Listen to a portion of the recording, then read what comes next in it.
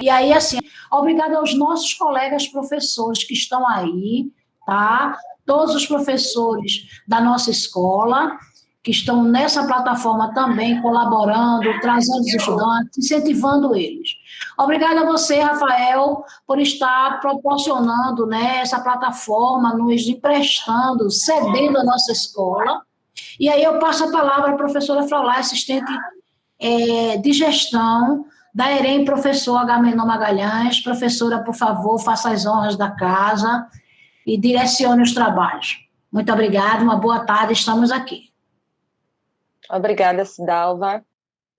Boa tarde a todas e a todos, aos mais de 60 presentes aqui nessa plataforma, os nossos estudantes, os nossos professores incentivadores, né, que estão ali nas salas com suas mentorias, incentivando os alunos a estarem presentes nesse momento para fazer o seu relatório dessa semana.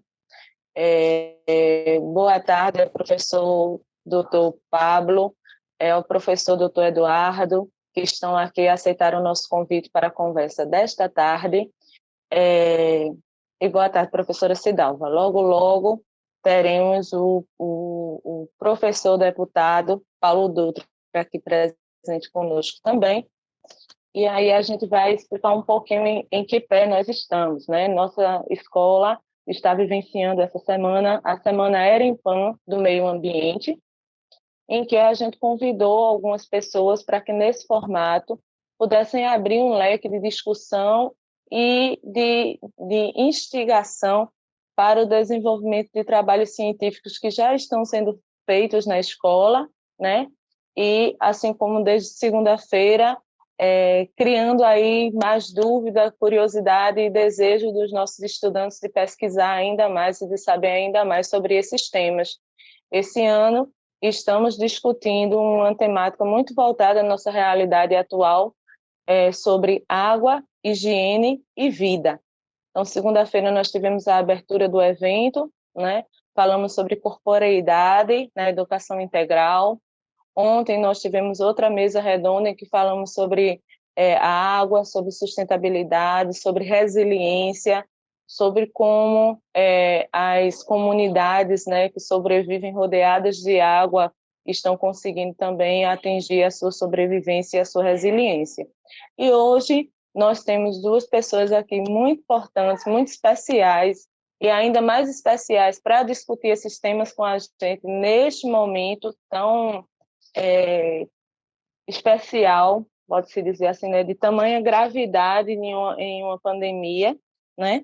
E aí eu vou apresentá-los e eles vão conversar um pouquinho com a gente, né? Vão fazer a sua fala e logo depois que eles fizerem a fala deles, a gente vai abrir, assim como ontem, as nossas discussões, os nossos comentários e os nossos questionamentos, né, sobre a temática que eles vão apresentar para a gente.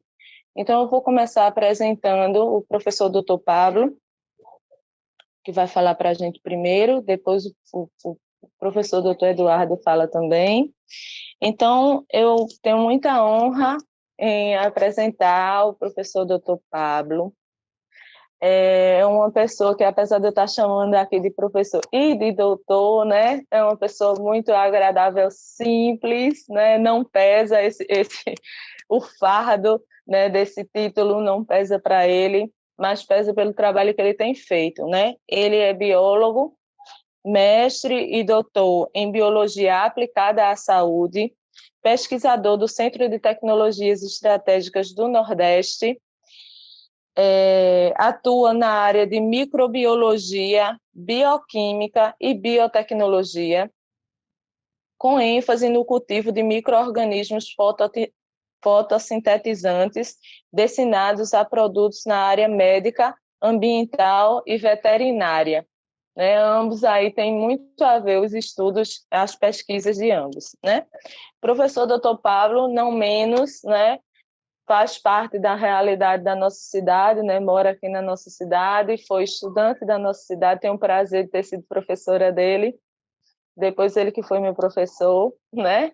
E de ter trabalhado também junto com ele na nossa querida Erempan, na nossa escola, então é conhecedor da realidade da comunidade que a nossa escola atende, bem como o professor Eduardo também tem se tornado também muito consciente, né, que tem tido contato com os nossos meninos. Então, eu passo a palavra para você, Pablo, com todo orgulho desse momento, viu, para ouvir o que você tem a nos dizer. É com você. Boa tarde a todos. Está saindo meu áudio bem? Tá ótimo. Saindo bem. Boa tarde a todos. Quero agradecer ao convite, a Cidalva também, né? É um prazer imenso realmente retornar à Erempan, né? A minha antiga Spam.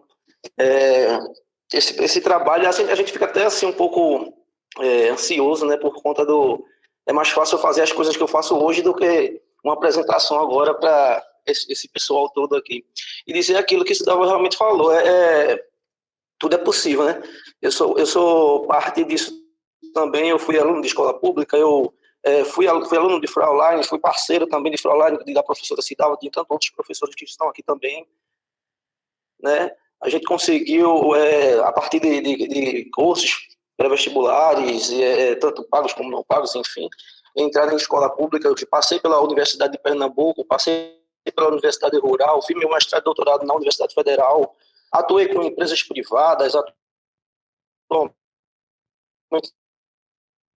com um órgão federal, que é o Centro de Tecnologia Estratégica do Nordeste.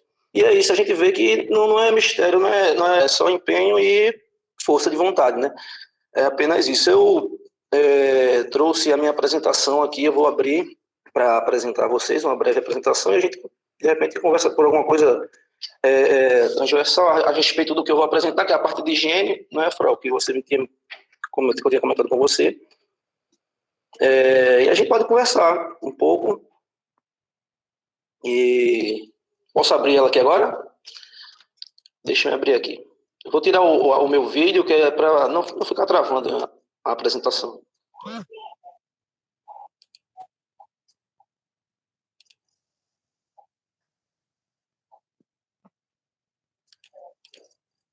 Ainda não apareceu a apresentação. Estão vendo minha tela? Ainda não. Mas estão vendo a tela? Ou agora. É só um delay da internet. Agora mas vai abrir agora. Estão vendo minha tela? Sim. Positivo. Tá ok? Tá sim. E aí, tá ótimo?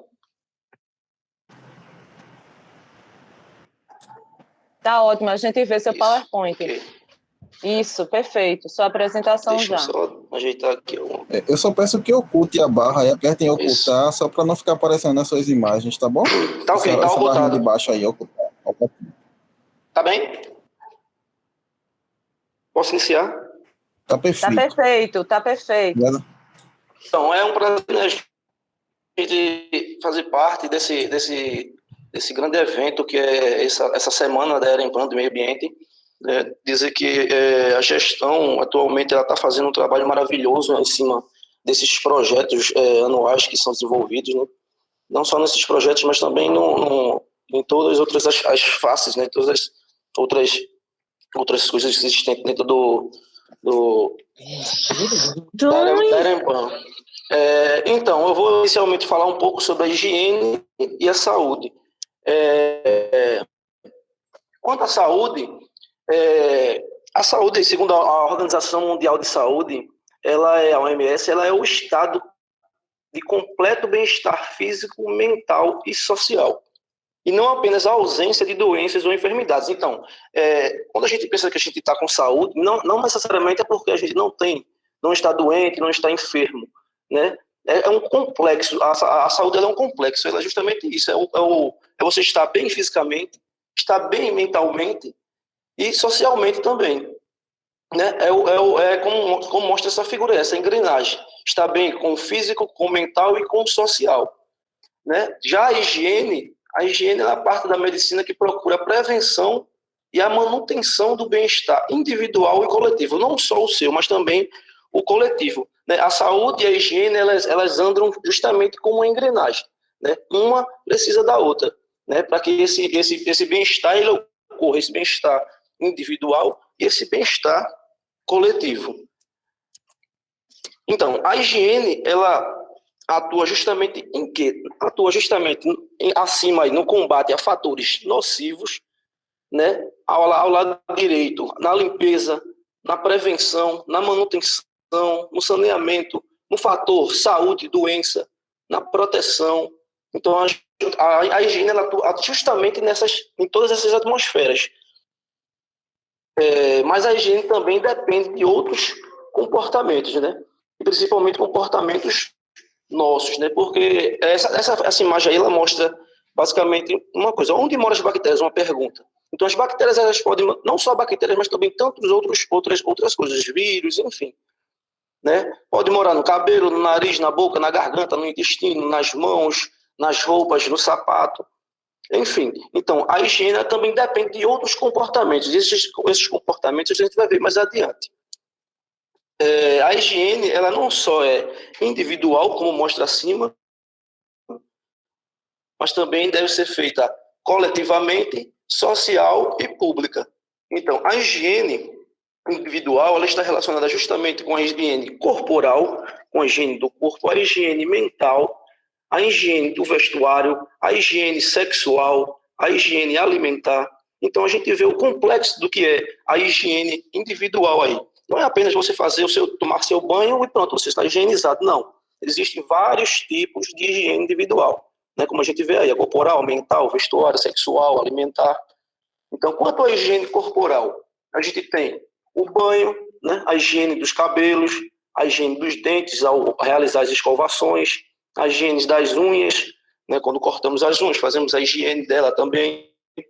Quanto à higiene do vestuário, a gente tem a higiene, a limpeza dos vestuários, os asseios, que é torná-las limpas, as vestimentas, as roupas adequadas, né? Quando eu digo roupas adequadas, justamente quando eu estou num laboratório, eu uso minha bata, eu uso minha luva. Isso também são técnicas de higiene, né? Quanto à higiene mental, a ocupação dos tempos livres, o desporto, o equilíbrio psíquico, né? Então, a ocupação dos tempos livres, isso é um fato, é um ato de higiene mental também. Quando você pega ali, vai ler um livro, né? vai fazer um desporto, vai fazer uma atividade física, vai correr, vai fazer alguma coisa em casa, né? Alguma atividade física em casa, quando você tem seu equilíbrio psíquico também, isso é um ato de higiene mental também. Quanto à higiene sexual, a prevenção de infecções sexualmente transmissíveis, né? Isso é um ato também de higiene sexual, quando a gente utiliza de métodos contraceptivos, de uso de preservativos.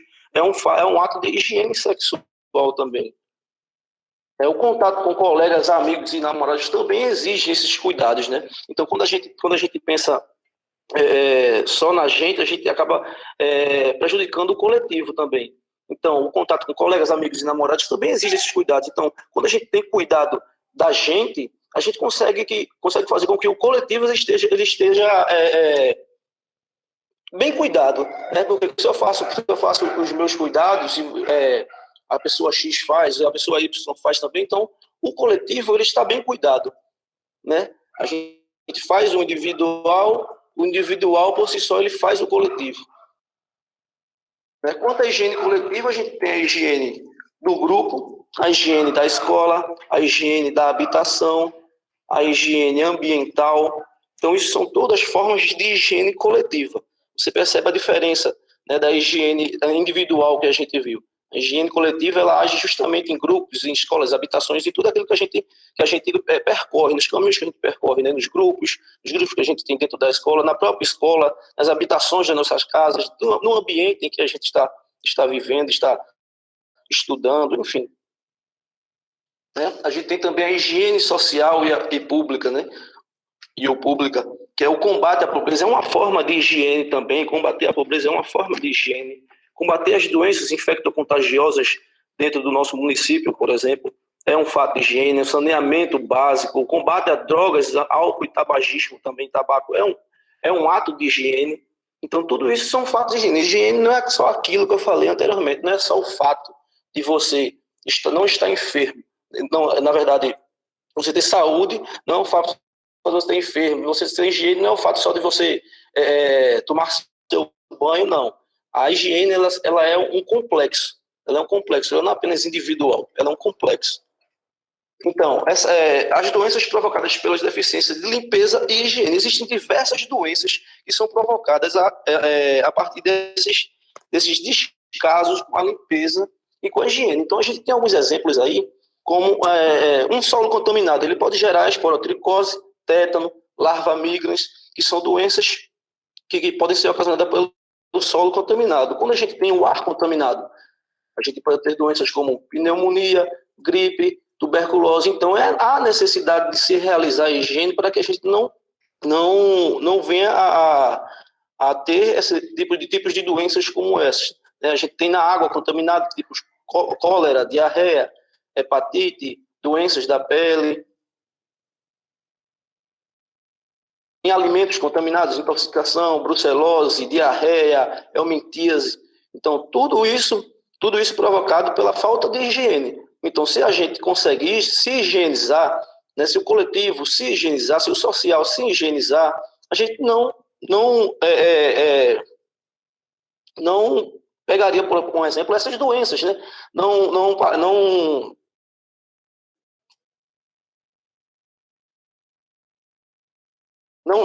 acabaríamos doentes com essas tantas doenças que existentes atualmente. E, enfim, quantas regras de higiene que devem ser adotadas? Ter cuidados especiais, né? Principalmente com cabelos, com unhas, olhos, nariz, ouvido, boca. Quando a gente tem esses cuidados com essas partes, principalmente, a gente consegue obter um grau de higiene bem elevado, e aí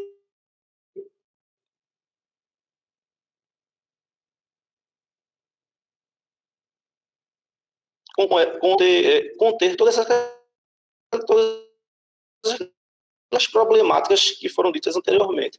Então, se não temos, a gente tem aí, hoje que a gente está passando esse processo pandêmico aí, né, que é o novo coronavírus. Os cuidados que nós temos que tomar atualmente com evitar tocar nos olhos, nariz e boca com as mãos não lavadas, evitar o contato próximo, né, utilizar sempre a lavagem das mãos, né, o uso de álcool em gel, de máscara, enfim. Então, esses são atos de higiene. Quando a gente se higieniza, a gente não adquire esses tipos de doenças, né? Então, a gente tem um exemplo aqui, ó.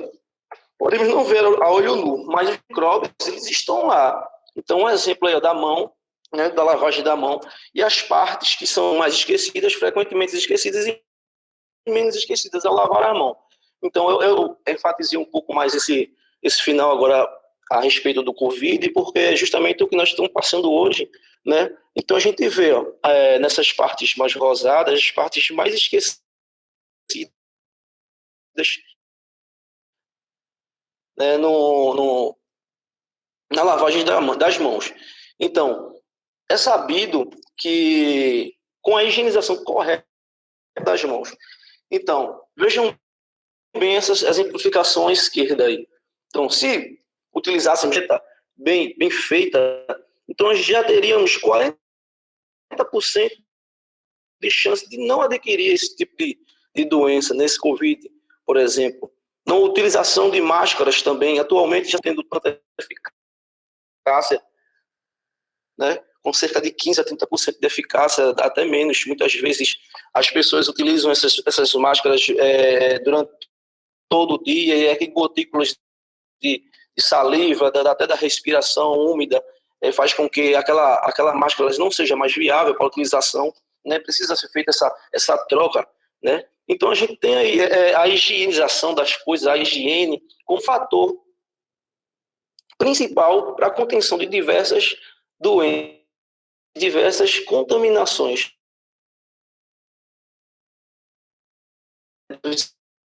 principalmente de bactérias, de vírus, enfim.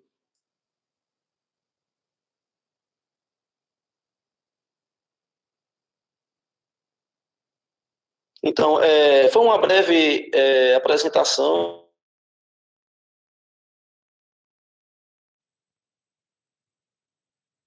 Tá travando, né, minha gente?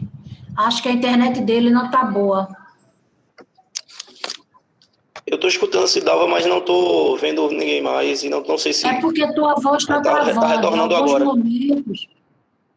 Em alguns momentos a gente só sente você, só ouve a complementação. Aí ficou Foi? um pouco de travando, mas deu para escutar, tá certo? E agora? Pablo, não deu para ouvir a sua explicação, Pablo. E aí esse final aí super importante. Estão me ouvindo? Estão, Estou né? ouvindo sim. O Tô ouvindo. professor Eduardo balançou assim, porque dá umas paradas, né? A gente não sabe para onde foi, gente. Deu para ouvir bem, Pablo, porque a sua frase, além de estar com delay, né, chegar um pouquinho mais tarde para a gente, estava um pouco partido. Boa tarde, professor Romildo. Mas deu para compreender bem. Aí eu vou agora, eu agradeço, Pablo, a sua apresentação, as suas palavras. Eu vou agora apresentar e passar a apresentação para o professor Eduardo, né? E aí, bem depois da fala do professor Eduardo, aí vocês, estudantes e professores, já podem ir colocando aí no chat da gente alguns questionamentos para a gente começar aquele bate-papo, tá bom? Igual a ontem. Então, espera aí só um minutinho. Pronto, eu vou apresentar aqui o professor Eduardo. Ele é doutor em Fisiologia pela Faculdade de Medicina de Ribeirão Preto, da Universidade de São Paulo. Atualmente, ele é professor associado do Departamento de Fisiologia e Farmacologia da Universidade Federal de Pernambuco e atua na área de endocrinologia e metabolismo, estudando produtos naturais da caatinga como alternativa terapêutica no tratamento do diabetes mellitus, será que eu li direitinho? E suas principais comorbidades. Então, professor, seja bem-vindo, fique à vontade, a fala é sua. Boa tarde, professora Fraulen. Boa tarde, professora Isso, boa tarde. Cidalva, a todos que estão presentes. O professor Celso já teve a oportunidade de conhecer em outro momento. Também o professor Pablo, que acabou de falar. Eu quero cumprimentar a todos e parabenizá-los, desde já, por concretizar esse desafio. A gente está vendo que um deles é a estabilidade do sinal de internet, né? E vocês, ao invés de simplesmente se conformarem com essa possibilidade, não, foram lá, enfrentaram e estão concretizando esse evento, ainda que de modo remoto. Isso é digno de toda a menção, porque é isso que faz a educação. A educação é isso, a gente não para, né? A gente sempre continua, apesar dos reveses que nós sofremos enquanto educadores o tempo todo, nós estamos sempre continuando. Então, eu quero parabenizar a gestão da escola, Perempan, né, pela iniciativa e pela concretização. E, claro, também dar minha boa tarde a todos os que estão presentes, alunos e colegas professores. Então, eu vou fazer uma curta apresentação. Eu concordo com o professor Pablo, em gênero, grau e número, é mais fácil falar daquilo que a gente tem no dia a dia do laboratório, que a gente está acostumado com a leitura, do que falar para essa turma num tema mais amplo. Então, isso são os bens, os ganhos e as perdas da ciência que a gente faz, que fica muito especializado em algumas coisas e perde noção do todo. Eu só vou, deixa eu me projetar aqui, mas prometo que eu serei breve. Deixa eu bem aqui. Interessantemente,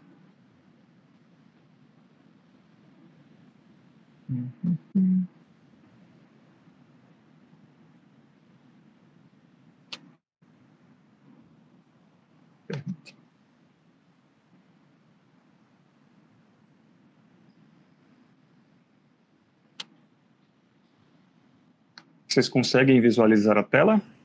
Ok, professor, tudo certinho, viu?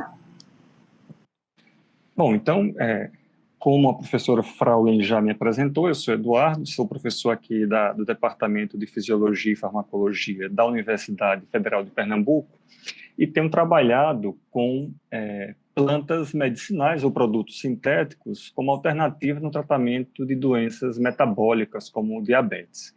E aí a proposta do professor Evandro, a quem eu já quero agradecer aqui pelo convite e pelo desafio, foi tentar encontrar pontos de conexão com a realidade da escola, né? E aí eu vou tentar fazer essa conexão. E eu vou começar falando de biodiversidade, que, na verdade, esse conjunto de possibilidades biológicas que nós temos é no ambiente. Não? A gente tem, de fato, uma grande diversidade biológica, mas nós temos também outros elementos que compõem esse cenário, elementos químicos, físicos, e nós, espécie humana, envolvidas nisso tudo. E falando em biodiversidade, que é a nossa maior riqueza, a gente tem que lembrar que o Brasil é o país de maior biodiversidade biológica do mundo, né? Nós temos, inclusive, biomas riquíssimos em biodiversidade. A gente tem, além do bioma Amazônia, o bioma Cerrado, Pantanal, a própria Mata Atlântica, distribuída ali na nossa extensão territorial, que é gigantesca. Nosso país ele tem dimensões continentais. E claro que essa flora, acompanhada de sua fauna, ela tem uma diversidade, uma característica extremamente curiosa. Além disso, o que é mais importante, nós temos um bioma que é inteiramente brasileiro.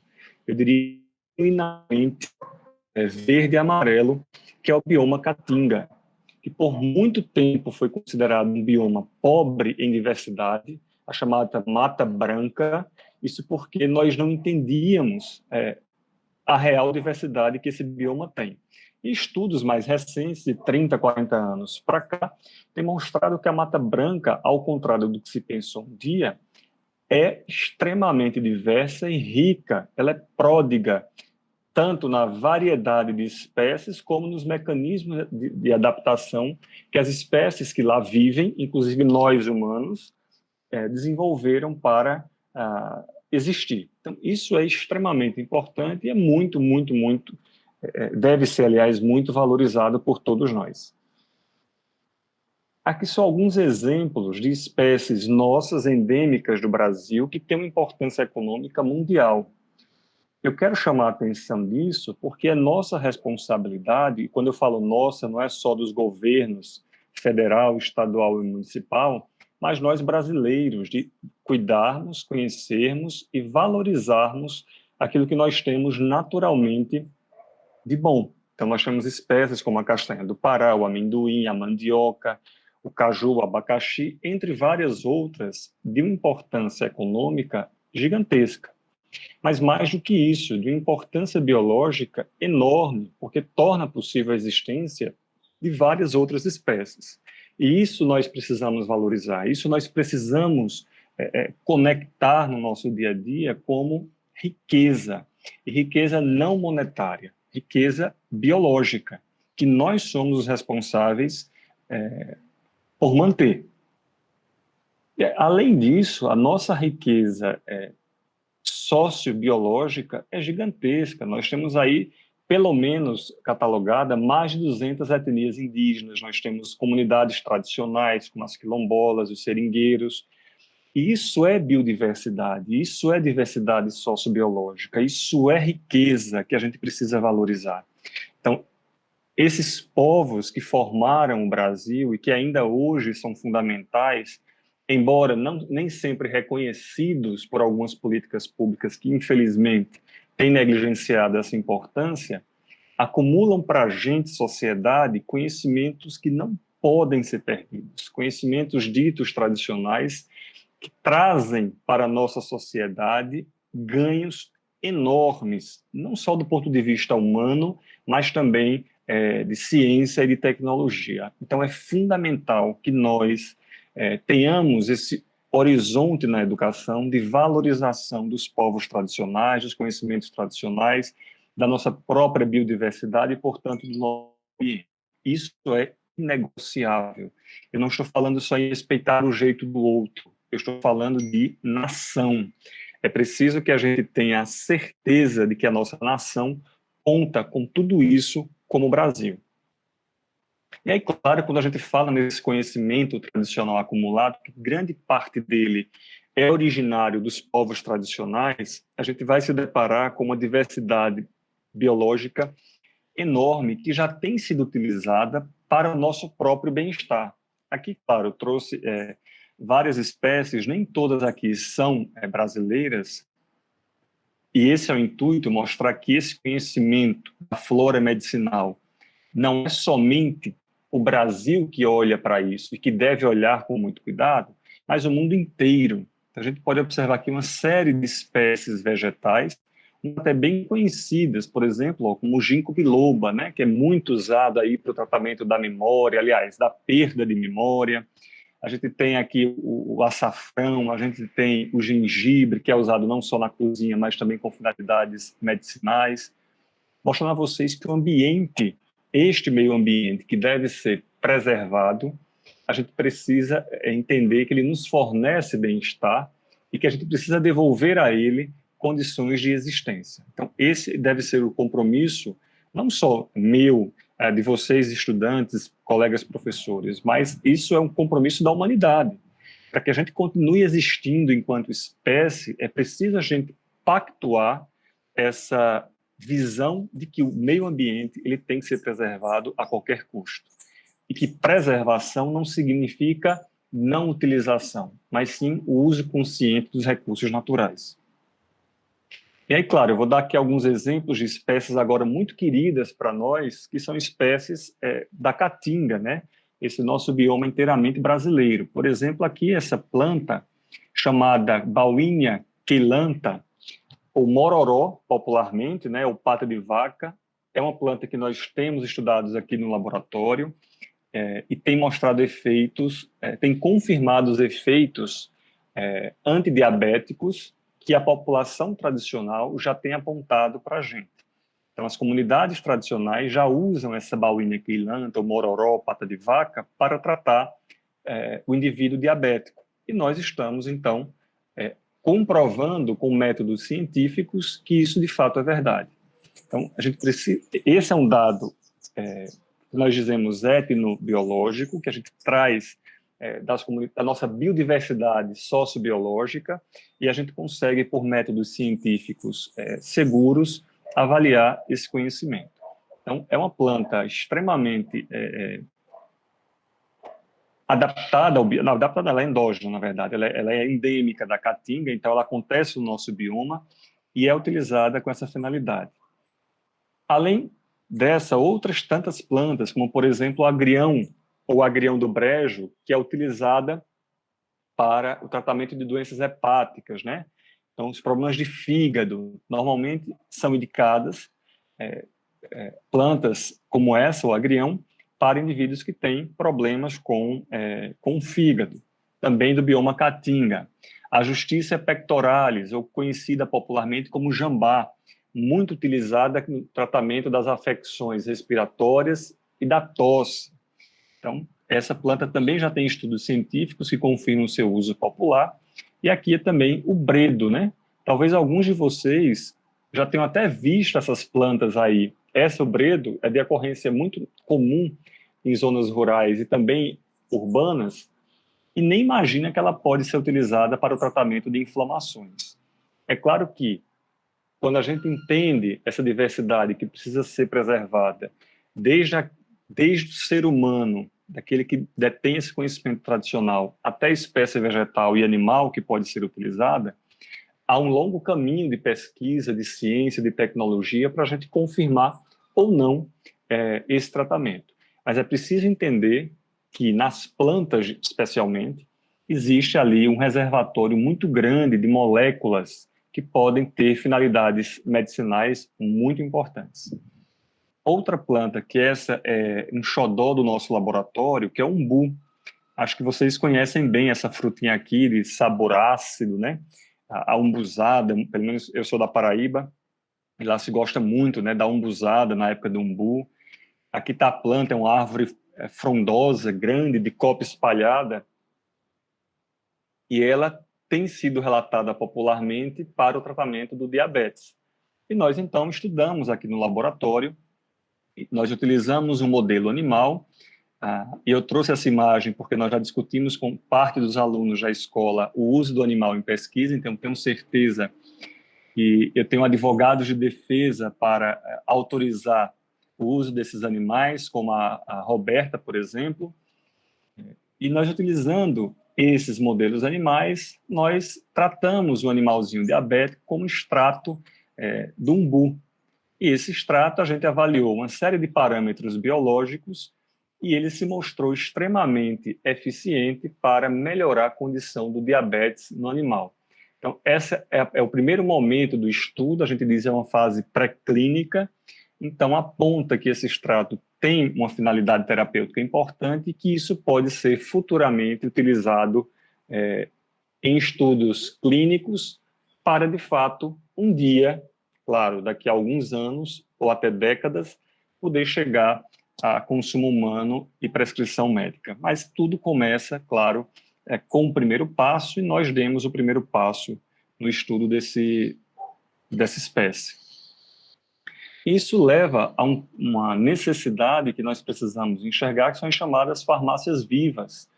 Quanto de diversidade biológica nós temos, nós não temos cuidado de forma eficiente, muitas espécies têm se perdido, têm sido extintas, e nós temos perdido a possibilidade dessas verdadeiras farmácias vivas, que, aliás, são projetos que devem ser incentivados através de políticas públicas, sobretudo em comunidades que usem ou que detenham esse conhecimento tradicional para a construção dessas farmácias através de plantas medicinais.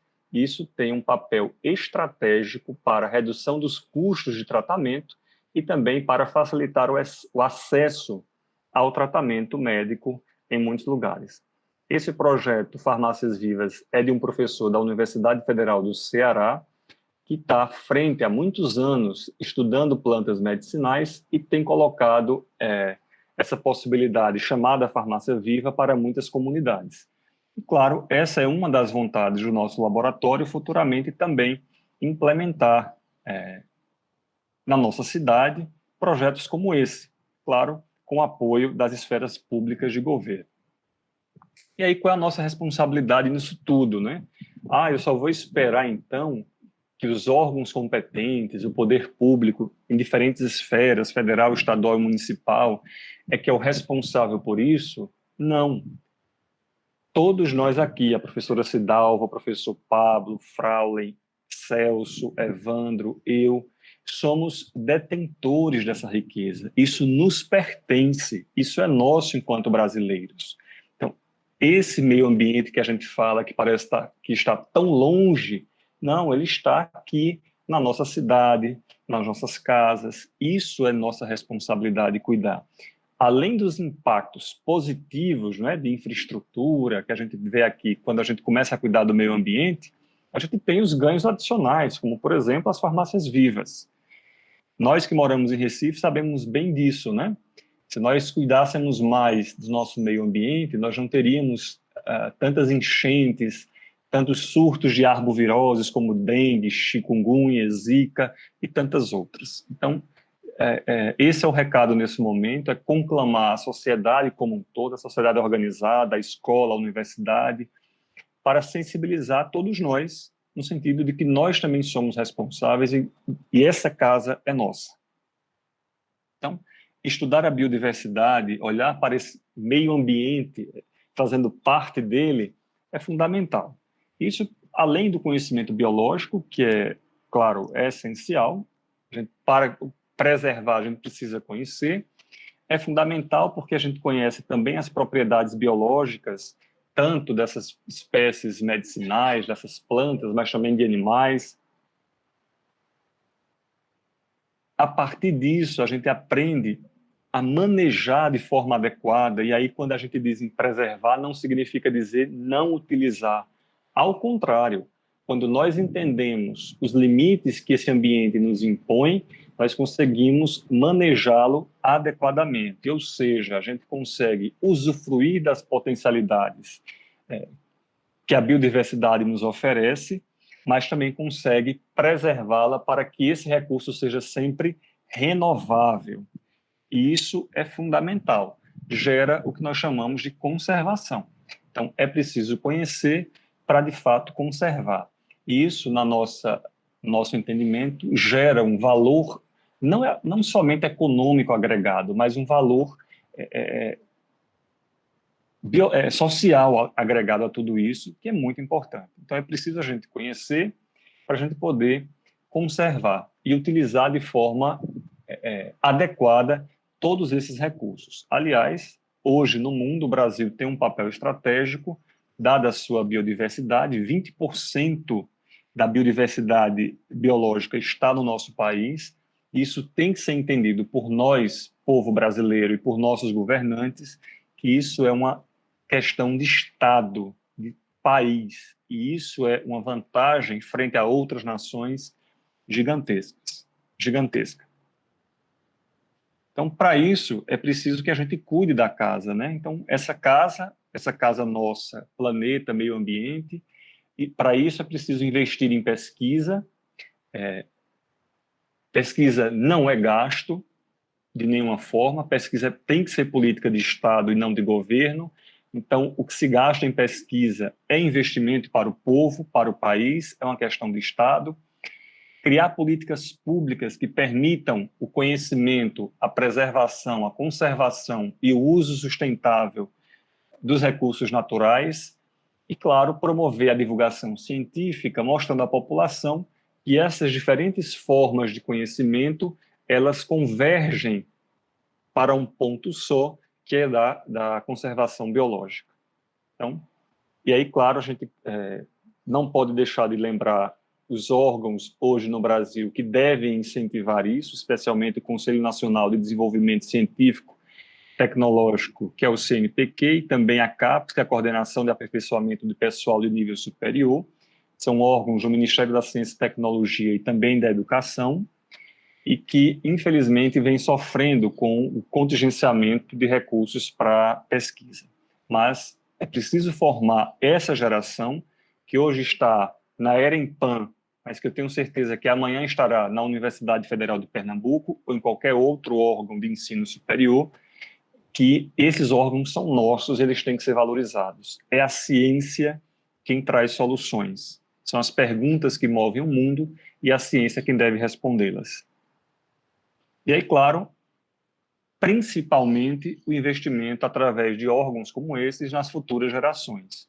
E aqui esse quadro, eu não sei exatamente quem pode se reconhecer aqui, mas eu achei aqui no fundo que era a EREM Agamenon Magalhães, e a professora Cidalva depois pode me dizer se eu estou certo ou não, que a gente, através de discussões como essas, a gente espera que vocês, alunos, estejam logo mais na Universidade Federal de Pernambuco, ou na Universidade Federal Rural de Pernambuco, ou na Universidade de Pernambuco, ou em qualquer outro órgão, instituição, aliás, de ensino superior, público, gratuito e de qualidade. É esse o nosso desejo para as futuras gerações, e é para isso que nós trabalhamos arduamente no ensino, na pesquisa e na extensão, enquanto professor da universidade.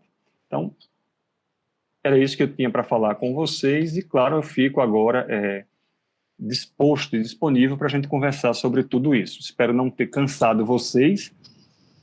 Eu acho que eu tentei, viu, Evandro, ser o mais rápido que eu poderia e tentar conectar aquilo que você tinha me pedido. Não sei se eu tive sucesso. Eita, doutor Eduardo, mais uma vez, obrigada, né?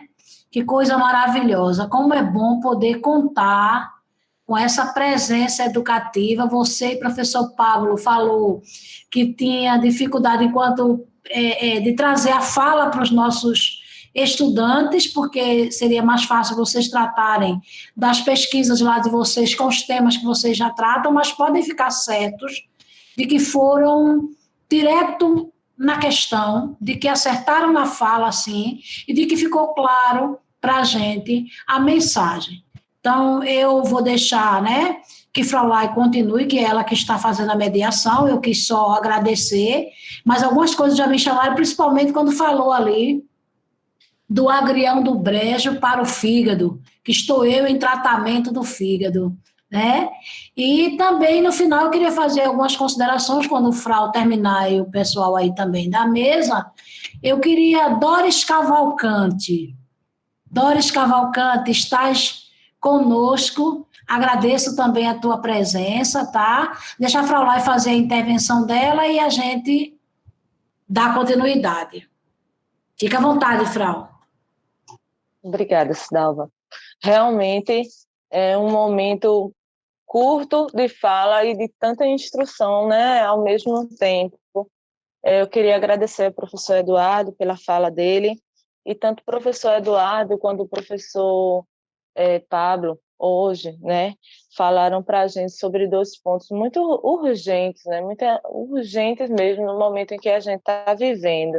Esse cuidado que a gente precisa ter com o corpo, né, com o nosso eu, e ao mesmo tempo com o coletivo, com o mundo e com o ecossistema, para que a gente continue vivendo, para que a nossa espécie continue existindo, né, nesse planeta, porque o negócio realmente não está fácil e a gente tem visto quanto tem sido desafiador.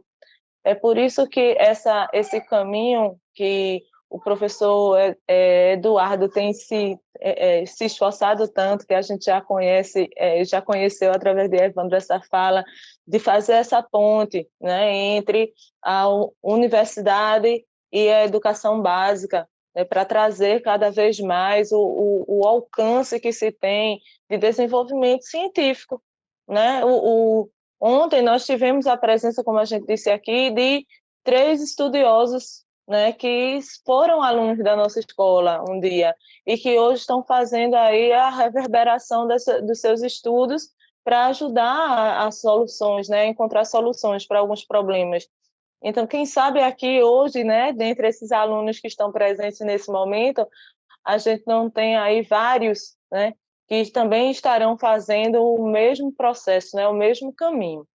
Então, aqui eu fiz algumas anotações e aí eu tenho uma perguntinha para cada um de vocês, tá? Vocês, pessoal, que estão aí na sala, já podem ir postando também algumas colocações, podem pedir a fala, podem abrir aí o microfone para perguntar ou para dizer alguma coisa para contribuir, tá certo?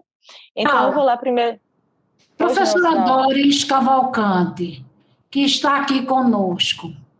Gostaria de poder também falar sobre ela. Eu estou aqui curiosa. Fique à vontade, Cidalva. Professora Doris, por favor, que está conosco, né? Fique à vontade, se quiser também fazer alguma fala, se quiser, fique à vontade, tá certo? Boa tarde, Cidalva, boa tarde a todos e todas. Eu quero inicialmente assim me desculpar, eu não cheguei a tempo, né, do início, não consegui ver toda a fala, cheguei já no meio assim, do meio para o fim da fala do professor Eduardo, mas estava gostando muito, queria muito ter podido ver do início. Quero cumprimentar a Cidalva, toda a comunidade escolar, né, da escola Professor Agamenon Magalhães. Quero dizer que eu estou aqui representando o deputado estadual professor Paulo Dutra, que estaria aqui presente, mas foi convocado a uma agenda que ele não podia realmente faltar, e que foi um convite, assim, de forma intempestiva, e com certeza eu sei que vocês gostariam de estar com ele, ele gostaria de estar aqui, mas para não deixar de se fazer presente, então ele me pediu rapidinho no WhatsApp para que eu entrasse e tivesse aqui com vocês. Eu não pude assistir do começo, mas eu sei que vocês estão aí celebrando a Semana do Meio Ambiente, e é um tema que é tão importante e tão urgente, e mais do que nunca, né, a gente precisa falar disso. Essa questão, né, enfim, das mudanças climáticas, da sustentabilidade, essa discussão sobre o futuro do planeta nos inquieta aí, tem cerca de 50 anos, né? Desde 1972 foi realizado assim o primeiro grande evento, que foi a Conferência das Nações Unidas sobre o Meio Ambiente Humano, né, a famosa aí Conferência de Estocolmo. Em 79 a Conferência Mundial do Clima, e de lá para cá o Brasil teve destaque, né, com a Eco 92, depois com o Rio +20, 2015 aí os países todos participando do Acordo de Paris, e realmente assim é urgente. O futuro do planeta realmente está nas nossas mãos, né? A gente precisa sim cobrar do Estado, mas a gente também não pode só deixar nas mãos do Estado. Essa é uma questão, o professor Eduardo disse, e muito correto, de todos nós e de todas nós, né? Todos podemos fazer a nossa parte, cobrar que o Estado faça parte dele, né? Nosso país vive um momento delicado, com relação a essas políticas, né, um desmonte, uma coisa, enfim, que nunca vista, né, apesar de sempre ser uma questão que a gente tem dificuldade, né, de avançar nessas políticas, mas muitas coisas foram conquistadas e hoje a gente vive um momento bem delicado, e em especial nessa área, né, os olhos do mundo inteiro estão voltados para nós, por diversas razões e em especial por essa questão do meio ambiente, o desmatamento batendo recordes, né? As instituições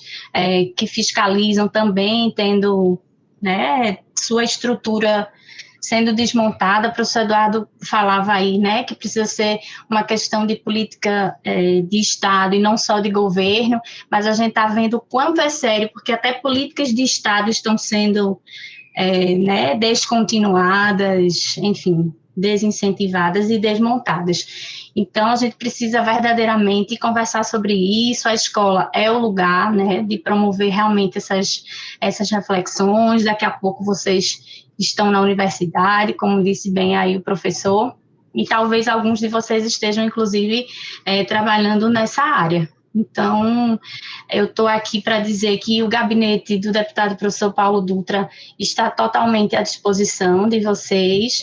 O professor Paulo é membro da Comissão do Meio Ambiente da Assembleia Legislativa, e nós estamos abertos, assim, que vocês participem do nosso mandato, questões que possam vir a se tornar um projeto de lei, indicações, né, requerimentos, tudo aquilo que a atividade parlamentar permite fazer, nós estamos à disposição, né, da escola, dessa comunidade, para levar tanto essas questões do meio ambiente, quanto qualquer outra questão que possa surgir aí na escola. Quero agradecer demais, viu? Mandar um abraço do professor Paulo e garantir que na próxima ele vai estar aqui com vocês. Obrigada. Ele, até bem pouco tempo, ele tinha falado, Tiago tinha me confirmado, né? E nesse instante ele ligou, e eu não pude atender, porque eu estou com problema e eu estou usando o meu 4G no computador. Sim. E se eu atendesse, eu fiquei com medo. E aí, quando eu te vi, eu disse, não. Eu acho que era isso que ele queria falar comigo. Então, leve o nosso abraço. Diga para o professor Paulo Dutra que nós estávamos aqui esperando o professor doutorando, né? Isso. E também vinha contribuir com essa conversa, esse diálogo que nós estamos mantendo desde segunda-feira, acerca dessa importância, né, dos nossos jovens saberem que são eles que têm que também arregaçar as mangas junto conosco e transformar, né, porque não é a curto prazo, é a longo prazo. Isso. E a gente aposta todas as fichas nele. Eu digo a eles todos os dias, olha, eu vou precisar de médico, olha, eu vou precisar de pesquisa, olha, eu passo dizendo para eles que vai tomar conta de mim, são vocês. Mas assim, de forma mais formal, leva o nosso abraço, nossa gratidão ao professor Paulo Dutra, diga para ele que a gente compreende sim, lamenta a necessidade dele ter ido para outra situação, e que a gente aguarda, e se você puder continuar conosco,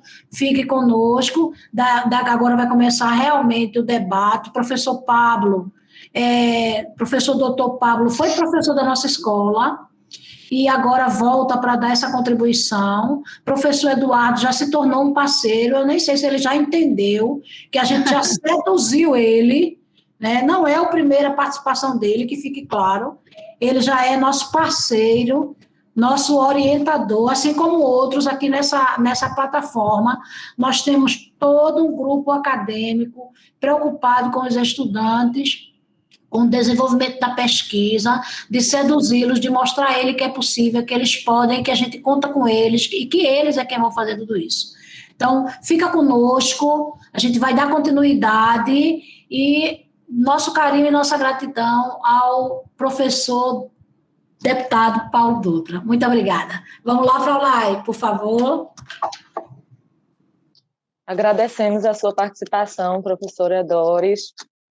O professor Paulo Dutra, eu não sei mais nem como é que a gente chama, né? Se é professor, doutorando, deputado, né? Tanta coisa que o homem é que fica... Professor Paulo, ele gosta de professor Paulo. Exato. Ele sintetiza aí com A melhor função, a melhor função. E aí, Certeza. assim, a gente agradece muito esse carinho que ele tem conosco, né? Certamente, em uma outra oportunidade, ele se fará presente para conversar um pouquinho mais com a gente. Então, a gente agradece a sua participação também. E aí, a gente estava naquela parte, né? Em que a gente ia fazer algumas perguntas, a gente ia abrir aí para as pessoas também que estão na plataforma, se quiserem fazer alguma pergunta, alguma colocação, alguma contribuição, fiquem à vontade. E aí a gente volta ao professor Pablo, que professor Pablo está na plataforma, está? Cadê ele?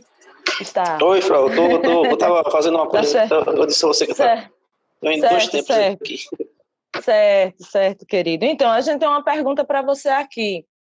A questão é a seguinte, você pautou aí sua apresentação nesse foco da higiene, né? Você aí com essa sua formação em biologia aplicada à saúde, não menos podia deixar de falar com a gente da importância da higiene em si, com o seu papel, já num momento não pandêmico e ainda mais no momento pandêmico. E a gente tem falado muito sobre essa questão de higiene das mãos, né? De lavar as mãos, de passar álcool em gel e tal. Então, você, como estudioso de microbiologia e tal, o que é que diz para a gente desse processo, Pablo?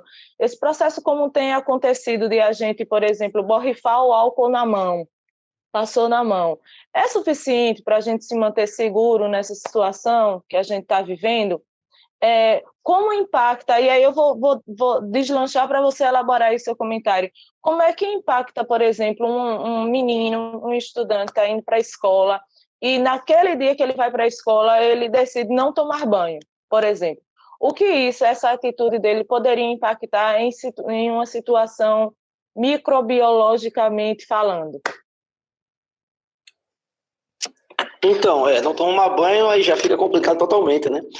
Já não vai tomar banho, já vai passar por estágios, né? Daí, desde o percurso de casa até o percurso do colégio, da escola, enfim, da faculdade. E aí você pode levar, a partir disso aí, de todos esses percursos que você fez, até dentro de casa mesmo, banheiro, cozinha, enfim, são locais que a gente que tem uma gama bem diversa de micro-organismos, né? Então, dali a gente já está carregando micro-organismos para fora de casa. De fora de casa é que a gente vai encontrar uma diversidade imensa mesmo, né? A utilização de higiene, ela é fundamental para tudo. Não necessariamente em tempos pandêmicos, mas também em tempos sem ser os pandêmicos, né? A higiene ela é fundamental para tudo. Desde a higiene, como eu falei, individual, da coletiva, do social, né? do ambiental, enfim, de tudo isso. E passar álcool, justamente, ele é fundamental para fazer essa higiene, álcool 70%, né? Álcool 70%, não o álcool menos de 70%. O álcool menos de 70% ele não higieniza, né? O professor Eduardo, aí, que trabalha também muito com isso, com pesquisa, sabe muito bem disso, né? Que existem diferenças entre da ação desses álcools, né? Então, o álcool 70 ele é o álcool ideal para fazer a higienização, para matar esses micro-organismos, né? Em cerca de quase 100%. Então, a higienização com sabão, a higienização da mão por si só, a gente viu, né, que cerca de 40%, né, de 40% de que você faz a higienização das mãos. Você tem 40% de livre desses micro-organismos, principalmente bactérias e fungos. As mãos, ela é o principal veículo. Ela é o principal veículo. É onde você pega tudo, é onde você pega um lápis, é onde você leva alimento para a boca. Enfim, é o que você tira uma cadeira de frente da sua frente para você percorrer. Enfim, as mãos, elas são o principal veículo e elas precisam ser higienizadas bastante, principalmente em tempos de pandemia. Você viu 40% veio só nas mãos, né? Só nas mãos a gente consegue ter 40% de imunização, vamos colocar assim. Então, com o restante, com a higienização corporal, né, completa, com as mãos, com a utilização de máscaras, aí a gente consegue ter uma higienização, bem dizer, completa. Ô, Pablo, o que é que mantém a nossa mão mais limpa? Lavar com sabão ou passar álcool 70?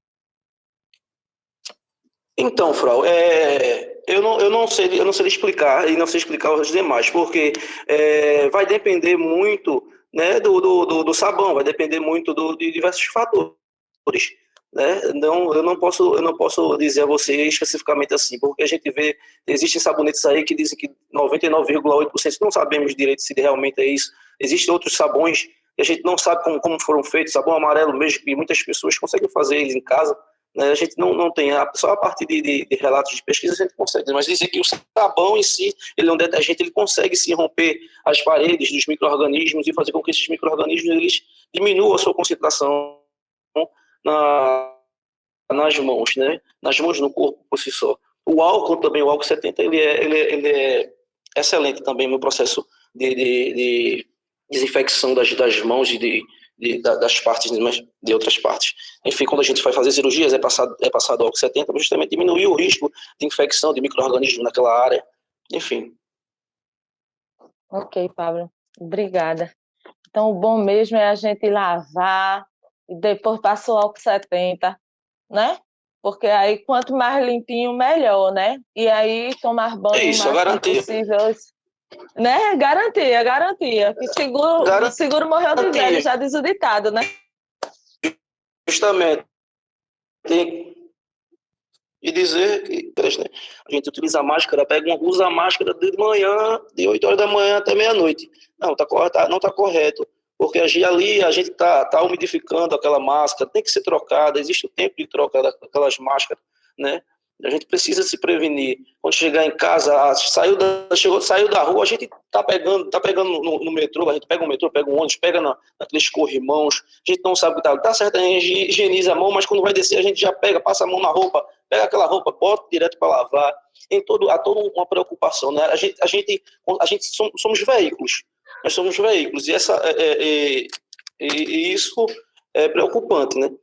Então, uma roupa, um utensílio, um celular, que a gente vive o tempo todo com o celular, e nesse tempo de pandemia, com essas coisas no remoto, a gente está constantemente pegando no celular, né? A higienização dessas coisas que a gente utiliza comumente é importante também, bastante importante, né? Que são veículos, que, como eu disse, são veículos que fazem com que transportem também esses micro-organismos para outras partes, né? Uma roupa, um celular, uma caneta.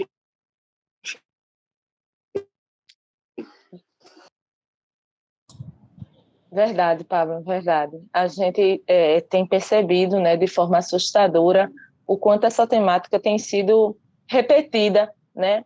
Na verdade, para nos lembrar que tem um determinado momento que a gente quer tanto voltar, entre aspas, a uma situação de normalidade, que a gente vai esquecendo dessa manutenção, né, que já se tornou uma coisa realmente muito chata. Usar máscara é algo que implica para a gente uma situação não muito confortável, né? Não tem conforto no uso da máscara, né?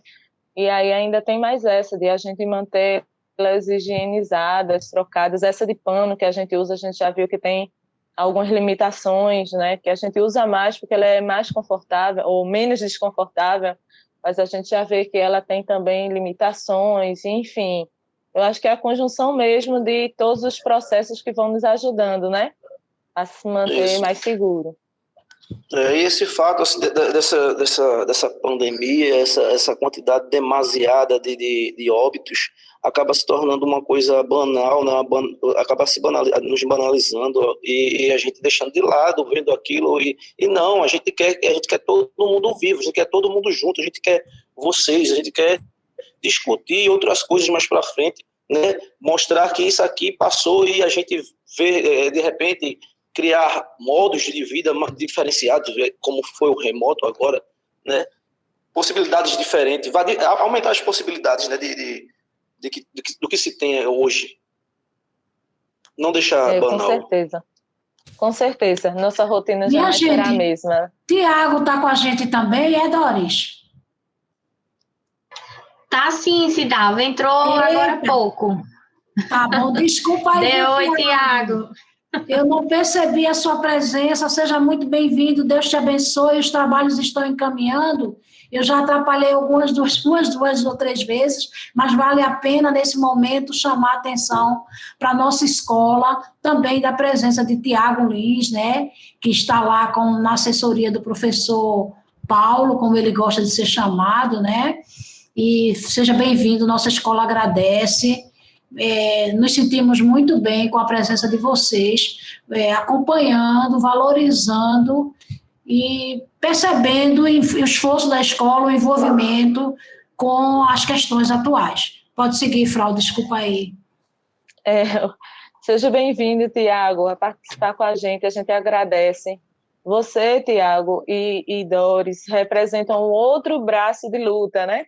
A gente está aqui com a educação, vocês estão aí nesse lado mais politizado, que também perpassa a educação, e é outro braço de luta, né? Outra vertente aí na tentativa das nossas progressões, né? Das nossas progressões. Então, seja bem-vindo, sinta-se à vontade. Então, agora a gente vai para uma perguntinha para o professor Eduardo. Professor Eduardo que trouxe para a gente aí, nossa, né? Que riqueza de fala, professor. A gente foi para o mundo todo, depois a gente veio para Caatinga, depois a gente foi para o mundo, mundo todo, né? E o quanto nós hoje temos aprendido, né? De ter acesso à nossa casa, a coisas tão simples, e aí a gente poder se sentir melhor, não necessariamente indo para uma farmácia e tomando tanto comprimido indiscriminadamente, né, como algumas pessoas têm o costume de fazer. E aí, na sua fala, ela culmina ali numa expressão sobre a biodiversidade que o Brasil tem e que a Caatinga também, que é tão próxima de nós, nos oferece, né, me chamou muita atenção o bredo, né, que o bredo é uma plantinha muito comum em São Lourenço da Mata, mas muito comum mesmo, nasce aí nas nossas calçadas, né, é considerada erva daninha. Eu já aprendi que ela é punk, né, que ela é uma planta comestível, mas ele é tão comum e sofre tanto preconceito a bichinho, né, do bredo, né? E saber que ele tem esse potencial aí para um tratamento, né, que a gente pode ir aqui na frente da nossa casa, numa calçada, e ter acesso a essa planta é um negócio fora do comum. Né? Saber que a gente não precisa gastar R$ 1 para poder ter acesso a esse tratamento. É o caminho que o conhecimento e o estudo e a pesquisa científica pode nos dar, né? É uma libertação, inclusive.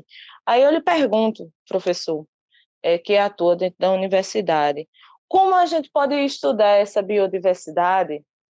Pode parecer uma pergunta até muito maçante até, mas como para o senhor a gente pode estudar essa biodiversidade dentro da escola, nas nossas comunidades?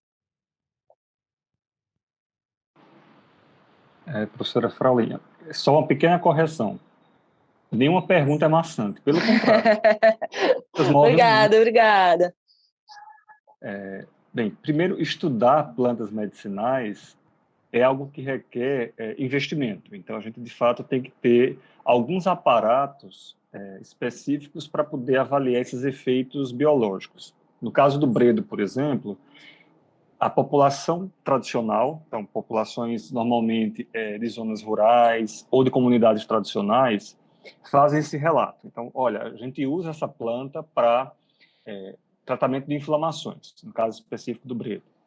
E aí, esses cientistas que trabalham com esse conhecimento étnico ou etnobiológico, ele divulga essa informação para os fisiologistas ou farmacologistas, como eu, por exemplo. E aí eu preciso dessa... Aí, claro, isso é um estudo multidisciplinar. Então, eu tenho agora a botânica que tem que chegar para mim e dizer, olha, essa plantinha que eu estou vendo aqui é, de fato, a mesma planta que ele está dizendo lá. Por isso, a gente tem essa dificuldade, muitas vezes, e a gente padroniza com o nome científico, para que o que seja bredo para um, seja bredo para todo mundo. Depois de tudo isso é pacificado, eu vou avaliar se, de fato, o efeito biológico, através de, aí sim, experimentos específicos que custam caro. Na verdade, eu odeio falar essa palavra custo em pesquisa, é investimento. Pesquisa e educação, não gasta, é zero, gasto zero. Agora, investimento infinito. Então, a gente investe esse recurso para poder dizer que, sim, de fato, ele pode ser utilizado nessas inflamações ou, de repente, que não pode ser utilizado nessas inflamações. Porque existe um capítulo importante nessas plantas que é a chamada toxicidade. Então, é preciso saber se essas plantas oferecem ou não oferecem risco à saúde também. Não é porque vem da planta, da natureza, que é 100% benéfico. Não. Tem plantas tóxicas. E a gente precisa, de fato, fazer todo esse passo a passo para garantir, no final das contas, que o bredo ele deve ser utilizado como um tratamento adjuvante. Ele não vai substituir, obviamente, a prescrição alopática, mas ele vai ajudar nesse processo, reduzindo tanto o custo quanto o efeito colateral. Para você ter uma ideia, 2/3 da população no mundo utilizam primariamente plantas para o tratamento em saúde.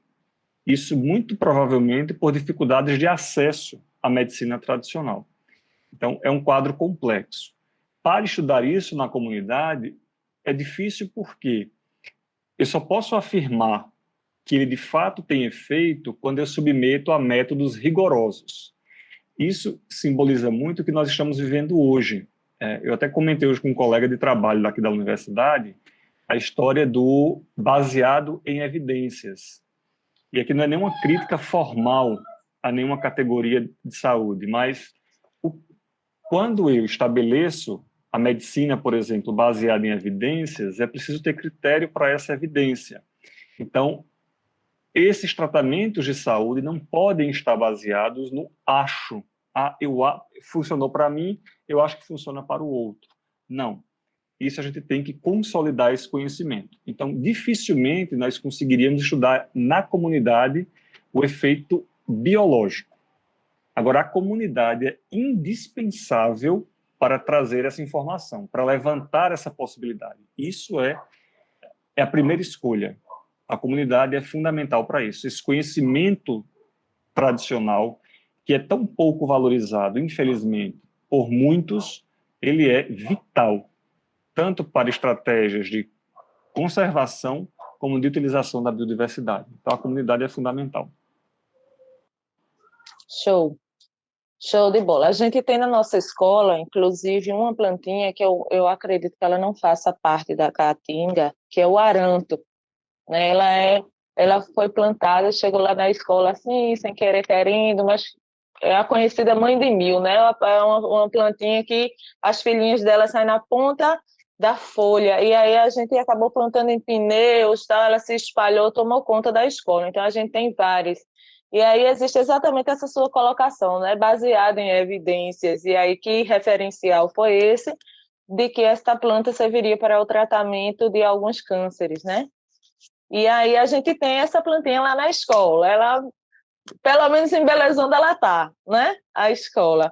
E não temos ainda um estudo assim, científico, né? Que a gente já tem procurado sobre ela, né? E eu acho que realmente é como o seu posicionamento. Ainda tem muitas coisas, muita pesquisa a se fazer, muita coisa a se testar, né? E realmente, se vem de algum lugar, é porque de repente tem alguma coisa aí vamos para a ciência testar, né, e comprovar isso aí.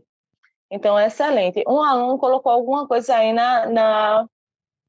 no chat, não foi, Cidalva? Dá uma olhadinha aí, que eu não lembro. Foi Ronaldo, né? Não, foi Pablo que colocou. Pablo colocou para Ronaldo, não foi? Porque Ronaldo disse que é verdade. Se a gente mistura o álcool e lava mais as mãos, pode... Como é? Não entendi, não, a fala de Ronaldo, mas eu acho que é em relação ao celular, né? E aí eu queria ver as perguntas de vocês. Ah, sim, Douglas perguntou, é verdade que existem plantas medicinais que podem matar, professor Eduardo? Qual a planta medicinal é boa para dor de cabeça corporal? Bom, o próprio bredo é uma das plantas que podem ser indicada para o tratamento de dores e inflamações. A gama de possibilidades é muito grande. Existem muitas espécies que são utilizadas e já comprovadamente aceitas para o tratamento de várias doenças. Por exemplo, a Bauhinia forficata, que é uma pata de vaca também, que é chamada insulina vegetal. Ela já tem estudos muito convincentes de que ela é ideal para o tratamento coadjuvante do diabetes. Então, nós já temos... Existem alguns fármacos hoje, por exemplo, os digitálicos, que a sua natureza inicial era de uma planta, a digitalis. E ele hoje é usado para o tratamento de doenças cardíacas, especialmente a doença cardíaca congestiva. Muitas moléculas hoje que são produzidas pela indústria farmacêutica, sua origem é vegetal. A própria metformina, que é o primeiro remédio de escolha para tratar um paciente diabético, a origem dela é a Gacilena officinalis, que é uma planta. Então, de fato, essa quantidade de moléculas naturais disponíveis, e muitas delas ainda não conhecidas, elas são fontes de terapia para muitas doenças. Então, isso é fato. E sim, existem plantas, aí eu não vou colocar como medicinais, e sim como plantas tóxicas. Existem muitas plantas que são tóxicas potencialmente, e essas não podem ser utilizadas. Uma planta muito comum na casa da maior parte das pessoas é a chamada Comigo Ninguém Pode, a Dieffenbachia. Ela tem um acúmulo de cristais de cálcio, oxalacetato de cálcio ali na folha, e se você, na verdade crianças é mais comum, crianças ou animais de estimação, mastigar aquilo ali, pode ter intoxicações leves a moderadas e em alguns casos graves. Então a gente não pode construir a ideia de que veio da natureza, está tudo certo. Não, não é assim. Ou que, fulano me disse que é bom para isso. Eu, como pesquisador, só acredito naquilo que a ciência prova. Então, se tiver um estudo que já diga que isso é verdade, eu vou dizer a você, professora, pode usar. A gente tem dado científico para isso. Só o conhecimento popular não é suficiente, porque a gente já tem visto muitas plantas relatadas pela população que não tiveram esse efeito confirmado. Então, em ciência, é aquele ditado popular, São Tomé, vê para crer. A gente, de fato, tem que comprovar. E, especialmente hoje, está faltando muito à população brasileira usar esse ditado. A gente não tem que especular, a gente tem que acreditar no que está provado, né? A gente tem que embasar os nossos posicionamentos. Eu acho é muito pouco. A ciência gosta do eu tenho certeza. Para ter certeza, é preciso experimentar para poder negar ou afirmar. Mas tem plantas tóxicas, sim, e essas são muitas, não são poucas, que a gente tem que ter muito cuidado. Professor Eduardo, há também aqui a pergunta de Ronaldo, perguntando qual a planta mais apropriada para o combate à diabetes, e Douglas pergunta, como sabemos se uma planta é medicinal? Eu acho que o senhor já respondeu aí, né? E tem também uma pergunta que é para Pablo, que ele já respondeu aqui, mas depois que o senhor falar, eu vou dizer porque é bom para que todo mundo que esteja fazendo parte desse ciclo, desse diálogo, também saiba. Pode ficar à vontade. Das plantas bem estudadas para o diabetes é a Bauhinia forficata. Ela já está assim, em níveis de estudo bastante aprofundados. A gente já consegue identificar a proteína que essa planta produz, que pode ser isolada e aplicada na clínica de forma isoladamente. Então, essa é extremamente conhecida e bem utilizada. Essas que o nosso laboratório tem contribuído, a gente pode acreditar que sim, embora sejam estudos pré-clínicos ainda, né? Porque, vejam, é complexa a história da planta, porque você pode dizer assim, mas olha, você toma um chá das folhas, mas quanto de chá, quanto de folha? É preciso padronizar isso, e essa é uma grande dificuldade que a gente tem na fitoterapia. Então, por isso, a gente contribui lá, o que eu acho maravilhoso na ciência. O cientista que se acha grande demais é porque não entendeu o sentido da ciência. Eu contribuo muito pouquinho, dizendo assim, olha, essa planta, ela não mata, o umbu, né? Essa deliciosa planta da caatinga. O extrato dela não mata, a gente sabe que pode tomar o chá da folha e o chá da entrecasca, não vai matar. Mas e tem uma ação antidiabética.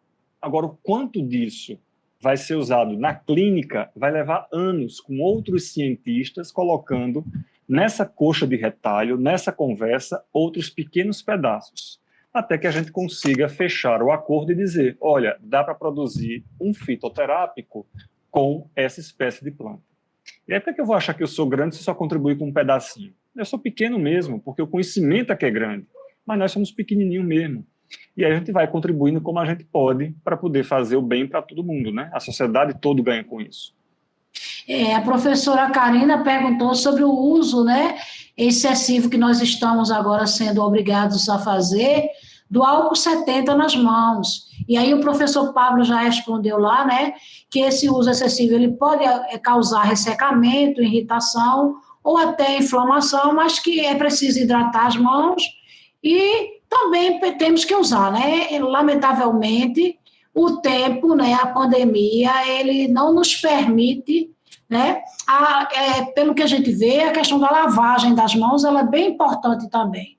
Mas o álcool 70, ele está mais ali disponível, às vezes não tem água, e às vezes você está em determinado lugar que aí você está com o seu álcool ali já do lado para você se higienizar, porque agora tem que ser com mais frequência. Então, Pablo, você quer falar mais alguma coisa a respeito disso aí?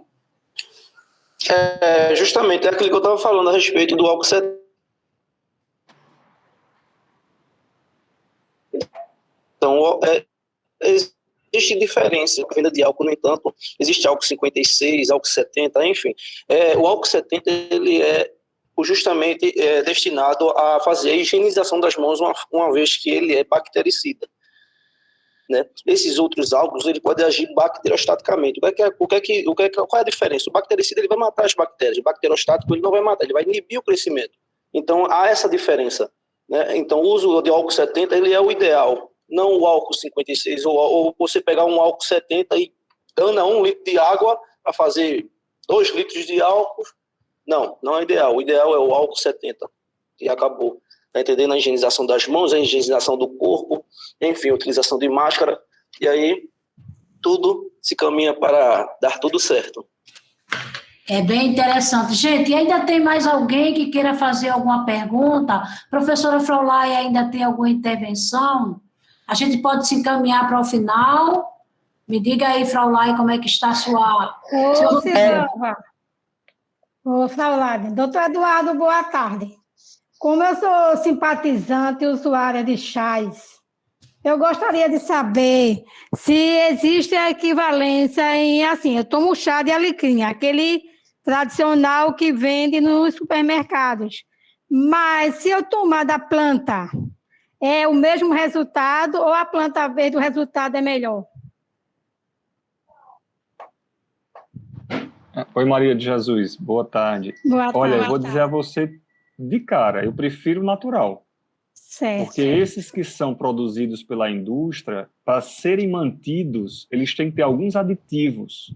Certo. E aí você está consumindo junto alguns aditivos para que ele demore mais tempo nas gôndolas do supermercado e também na sua casa. Então, se você tem acesso a essa mesma planta de forma natural, sem dúvida, eu preferiria utilizar a forma natural. Tá, muito obrigada. Agora, nem todos os chás não tem disponível, né? Eu adoro capim santo. Isso. Mas aí eu não tenho na minha casa porque eu moro em apartamento. Aí, às vezes, recorro ao industrializado. Mas sempre a opção natural me parece mais interessante. Tá, muito obrigada. Tem aqui a pergunta também, existe álcool até que porcentagem para o Pablo, né? Qual é o melhor, álcool 70 ou álcool em gel? E para... Pablo, responde, Pablo. Depois para o Então, professor. como eu falei, o álcool 70 ele é o ideal. Não existe diferença entre o álcool em gel e o álcool 70. Apenas porque o álcool 70 em gel, ele é em gel. Ele utiliza de outros reagentes para ele ser formado gel, como carbopol, enfim. Mas não tem diferença. Ambos são a 70. Ambos são os ideais a ser utilizados. Também há uma pergunta para o professor Eduardo. Qual a planta medicinal é útil para problemas de tireoide? Essa pessoa já perguntou também desde lá do início. O senhor conhece, professor, algum trabalho já se encaminhando de alguma planta medicinal de combate à tireoide? Não, especificamente tireoide, não. Bem, assim, do relato popular, eu tenho a vaga lembrança do dente de leão. Então, do ponto de vista popular, ele é relatado como distúrbio endócrino, e aí coloca a tireoide no meio. Mas se essa espécie já foi comprovada, eu não tenho certeza para lhe afirmar. Certo. Frau, você diz aí que eu também quero, se você já estiver se encaminhando, né? A Angélica diz assim, o professor Eduardo, a questão dos medicamentos fitoterápicos, eles são analisados sempre a partir da observação no humano ou eles são testados em animais também? Todo medicamento, inclusive esses, tem a sua fase inicial em animais, as chamadas fases pré-clínicas. Então, qualquer fitoterápico que chega para a indústria produzir tem que ter passado obrigatoriamente por ensaios pré-clínicos. Pronto, Frau, vá, faça uso da palavra e eu encerro daqui a pouco. Certo. Obrigada pelos esclarecimentos, professores. Ronaldo, o Aranto, a gente já falou sobre ele, falamos dele agorinha. O que é que Douglas está perguntando aqui? Esses meninos curiosos da gente. O que é, Douglas? Cadê o que foi que tu perguntasse aqui? Quais são as plantas mais raras de se encontrar no Brasil e no mundo? Eita gota, Douglas, que pergunta foi essa, homem? Qual é, professor Eduardo? Responda aí esse menino. Qual é a planta mais rara? Olha, Douglas, eu não sei te informar. Teria que ser um botânico, assim. Apesar de biólogo, eu sou biólogo de formação, mas eu era um péssimo aluno nas aulas de botânica. Corria para as aulas de fisiologia, então eu fico devendo a botânica, viu? Mas o motivo Então. para Douglas partir para a pesquisa, né? Junto com a professora dele de biologia, o professor, né? Eu não sei qual é a turma dele, porque a gente tem 2 aí, né? Tem Roberta e tem o André. E aí já é um motivo de fazer uma pesquisa. É assim que vai nascendo a sementinha do ir buscar, a curiosidade, o desejo, né? Vai, Fraulai, desculpa. É isso aí, né? É o momento de a gente aguçar essa curiosidade, Douglas, e seguir, pegar essa pergunta aí, começar a pesquisar. O Google, né, tem uma subdivisão do Google que é chamado Google Acadêmico, onde são postadas uma série de artigos, teses, dissertações, pesquisas, e que você vai encontrar muita fidelidade ali na pesquisa do que está assim, né, tá acontecendo, não fake news, não achismo, não essas tendências que a gente vê por aí, aí você vai descobrindo um monte de coisa, vai vendo inclusive o que já foi estudado e o que ainda falta ser estudado, né? Que é a chamada pesquisa bibliográfica, que é a gente pesquisar o que é que já tem sobre aquilo ali, tá certo? Então, espero que sirva aí, que por nada, Douglas, que sirva de curiosidade, vá-se embora estudar cada vez mais, viu? Bem, gente, olha, a tarde foi bastante agradável, na verdade, nós tivemos uma semana muito agradável, um bate-papo assim que está encerrando agora com um gostinho de quero mais, um desejo de a gente ter outras oportunidades para falar sobre isso, né?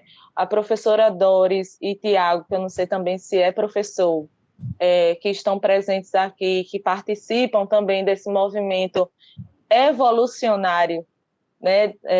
No ambiente político também, Tiago. Então, você sabe, né? Você está sabendo do que a gente está falando, Tiago, que também é professor, né?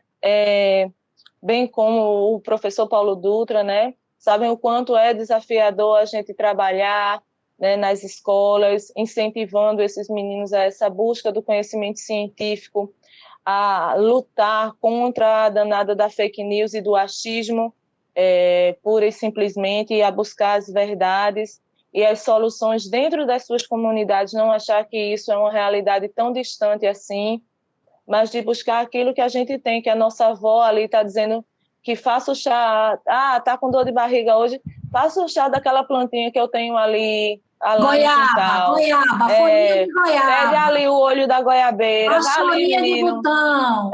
Pega aquilo ali, aquele matinho ali e faça. E você diz, mas rapaz, a minha avó sempre me dava isso daí. Por que será? Por quê, né?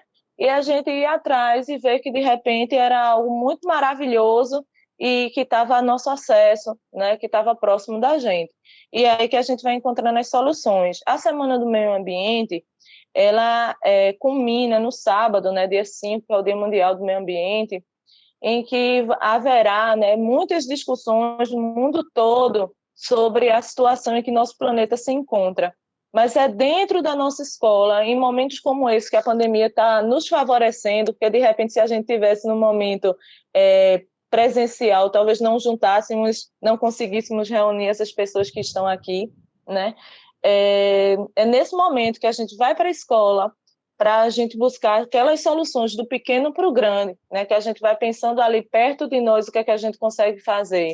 E a grande parte que vai mover todo esse mecanismo é a educação. Eu tenho certeza que todos que estão na sala aqui concordam comigo, que estudar é o caminho, né? E aí a gente deixa para esses alunos que estão aí na plataforma a entrega dessa missão, né, de vocês irem verificando o mundo que está à sua volta e busquem questioná-lo e ir atrás de soluções para eles. É por isso que a nossa escola está se esforçando tanto, os professores mentores nas suas turmas, desenvolvendo projetos, acompanhando grupos, para a gente desenvolver o conhecimento científico, que é extremamente desafiador, ainda mais nos dias atuais. Ainda bem que a gente pode contar aí com a presença de colaboradores, do professor Eduardo, que está quase professor da Erempan já, né, de tão constante, do professor Pablo, que foi professor, mas parece que não deixou de ser, que a gente vive aperreando, e assim por diante.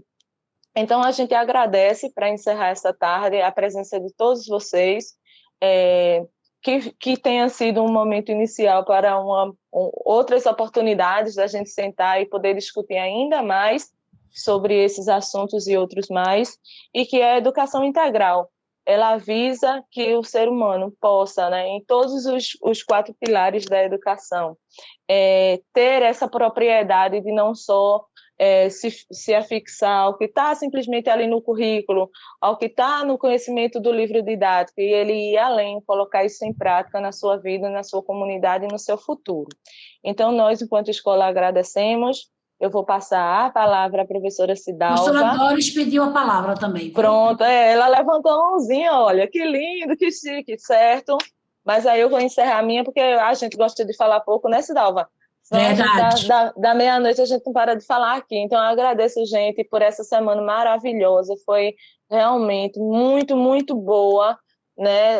As pessoas que falaram aqui com a gente foram extraordinárias. Então, a gente agradece muito mesmo a presença de todos vocês e lembra que as nossas crianças que estão aqui, nossos estudantes, terão um relatório para entregar, né, com os seus professores, que estão sendo orientados aí a fazer. Então, não deixem de fazer e de colocar essas observações, tá certo? Obrigada, muito gratidão aí a todos vocês, professores, alunos, por esse momento. Agora é com você, Cidalva. Professora Doris, por favor, pode fazer uso da palavra. Fique à vontade. Eita, minha gente, é rapidinho. Eu sei que eu já falei um pouquinho, né, logo da minha entrada, mas eu também não queria encerrar sem novamente agradecer o convite que foi feito ao professor Paulo, mas aí, por um imprevisto, eu tive a honra de chegar aqui nessa sala e poder ouvir vocês, parabenizar a escola, né, em seu nome, se dava pela iniciativa, né, os professores e professoras envolvidos, as pessoas que estiveram nessa semana palestrando, e deixar um recado aí para os estudantes e para as estudantes do que você disse, né, Cidalva, eu vou precisar de tal coisa, vocês têm que cuidar disso, né, e esse é verdadeiramente o conceito do desenvolvimento sustentável, né, que é que a gente consiga suprir nossas necessidades sem, contudo, interferir na capacidade das gerações futuras também terem acesso a esses recursos, né? Então, quando você diz isso, exatamente esse é o conceito, a tradução do conceito de desenvolvimento sustentável e o quanto, né, esses estudantes e o quanto que essa juventude tem força, né? E para terminar, eu quero terminar aqui falando da Greta, né, que em 2018 ela só tinha 15 anos e ela ia lá para frente, né, do parlamento sueco com aquela plaquinha, né, greve escolar pelo clima, e isso virou um movimento, né, das cestas para o futuro. Toda sexta ela estava lá e conseguiu, assim, um grande movimento com adesão de mais de 100 países e uma jovem, né, de apenas 15 anos, indicada ao Nobel da Paz, e ela é só um exemplo, deve ter muitas Gretas, muitas Malalas e muitos outros, né, jovens e jovens aí nessa escola e na nossa rede. Então, parabenizar mesmo vocês, falar, como eu já tinha dito aqui, que o mandato do deputado professor Paulo está totalmente à disposição, né, de vocês, dessa comunidade escolar. O Gabinete 402, por enquanto, a gente não pode receber visitas, mas a gente tem fé que em breve isso também vai passar, né, e a gente vai poder ter vocês. Então, o Gabinete 402, o Gabinete da Educação está de portas abertas, mesmo que agora à distância, né, mas a gente, como escola, é lugar de vínculo, né, de afeto, a gente não está distante nunca, né? Então, trazer novamente esse abraço do professor Paulo, esse agradecimento, e na próxima convidem ele de novo, que ele vem. Obrigada. Nós que agradecemos, ficamos muito lisonjeados. Eu quero dizer, Eduardo, que eu estou falando sério, você já é parceiro da EREM, professor Agamenon Magalhães, eu já me apropriei da sua parceria. Quero agradecer muito a Evandro, né, que possibilitou esse conhecimento, né? Como já disse, não é a sua primeira participação, já foi feito um trabalho maravilhoso com os nossos estudantes. A importância, eu não vou ficar me repetindo, mas quando eu digo para eles, nos corredores, eu vou precisar de médico, de advogado, vou precisar de enfermeira, não sei o quê, eu estou falando sério, porque a gente está envelhecendo e eles é o futuro mesmo, sem nenhuma demagogia, sem nenhuma balela. Então, professor Eduardo, fique à vontade, se ainda quiser fazer alguma consideração, fique à vontade. Professor Pablo, nós te agradecemos de coração, a escola é a casa de todos, e o que a gente realmente... nesse momento, com muita tranquilidade, eu digo da minha gratidão aos professores que fazem parte da unidade de ensino, pela presença, pelo engajamento, pelo estímulo aos nossos jovens, a eles que são realmente o motivo da gente se empenhar, se esforçar, correr atrás, cochichar no ouvido de professor Eduardo, ajuda a gente, vem aqui, dê um jeitinho, bota lá na sua agenda, de professor Paulo Dutra, de professor Pablo, professor Marcos, professor de todos aqueles, Thaís, que já passou por nós, de todos aqueles. Então, professor Eduardo, se o senhor quiser, fique à vontade, Pablo também, e aí se algum professor da casa também quiser, se inscreva para a gente encerrar, tá certo? Por favor, professor Eduardo, fique à vontade. Professora Cidalva, eu quero agradecer. Para mim é um enorme prazer participar, contribuir, colocar de forma modesta e simples a minha contribuição para o que eu acredito como vida, que é a educação. E seja ela em que nível, né? Superior, ensino básico, médio, ensino é ensino, educação é educação, a gente tem que se envolver. E quero que a professora Doris transmita as minhas considerações, o meu abraço ao professor Dutra, que é muito bom saber que tem alguém dos nossos também militando no ambiente politizado e partidarizado. É preciso lutar pela educação e que tem que fazer isso somos nós mesmos. Então, eu agradeço o esforço que ele deve fazer, que é enorme, em conviver neste ambiente, por vezes hostil, mas que ele com certeza tem vocação para isso. E agradecer a todos os meus colegas aqui, professores, e, claro, as estrelas e astros da festa, que são os alunos, pela paciência e o envolvimento. Então, a mim, obrigado. Muito obrigada. Pablo, você ainda tem algo a dizer, meu lindo? Fique à vontade, a casa é sua, essa casa é sua casa. Agradecer também, agradecer a todos aí, todo o pessoal que estava aí escutando essa conversação que tivemos aqui, professor Eduardo, com o Frau, com você, senhor Cidalva, com Doris, enfim, é um imenso prazer, muito, muito bom, muito gratificante retornar com essa equipe, principalmente na Expanda, onde eu vim, tive muita apreço, ali foi o meu princípio, né, onde o estralo começou, tudo ali foi o meu berço. Então, retornar e ver que existem outros projetos cada vez mais instigantes é muito bom, é muito bom, é muito bom. Eu fico à disposição de qualquer dúvida dos meninos, só falar com o Fraulein, falar com a senhora Cidalva e via mim, não tem problema algum, e se precisar, estamos juntos. Ouvi tanto isso, 2007, 2008, senhorita Cidalva, ia ficar olhando assim para a cara dele, mas, Pablo, saudades de você. Continue, desculpa. Também. Um abraço. Não, tá bom, obrigado. Só agradecer. Estou à disposição aí para qualquer vez. Estou agradecendo a todos, desculpa, Pablo. Nossos professores estão agradecendo a todos. Agradeço também a todos vocês. O trabalho é incessante, mas é gostoso, é o que nós gostamos de fazer, no chão da escola, instigar os meninos, botar eles para pensar, para se movimentar, para perceber que o mundo está nas mãos deles. Então, muito obrigada, uma boa tarde.